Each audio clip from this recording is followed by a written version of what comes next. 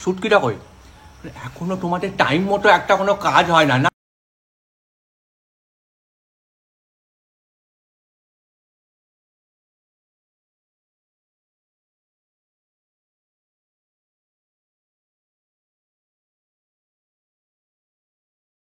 আয় আয়, বল বল বল বল। তো তো চুল পেকে গেছে রে। হ্যাঁ, বয়স হচ্ছে, অল্প করিয়ে রাখি, কিন্তু তাও তুই কিন্তু সেমই আছিস। সেই চোখ, সেই ঠোঁট, সেই চুল, এই খোপা করা আছে বলে এরকম মনে হচ্ছে। নাহলে তোর মনে আছে স্কুলে সেই দোতলা সিঁড়িতে যখন দেখা করতে আসতিস, চুলের কাঁটা নিয়ে আমার পালাতিস, আমাকে সারাটা স্কুলে চুল খুলে ঘুরতে হতো।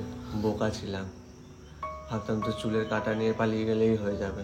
বুঝতে পারিনি যে অন্য কেউ চলে আসবে তোর চুল বেঁধে দেওয়ার জন্য। তোর না বাজে কথা, খালি শুটকি রান্না করেছে আমি তোর জন্য, জানিস? মাথা চিবি নিতিস, মনে পড়ে? শুটকি খাবি, আমার হাতে শুটকি খাবি। কোনোদিন ভাবিনি আমি, জানিস, যে তোর সাথে ঘর না করেও আবার তোর হাতে শুটকি খেতে পারবো।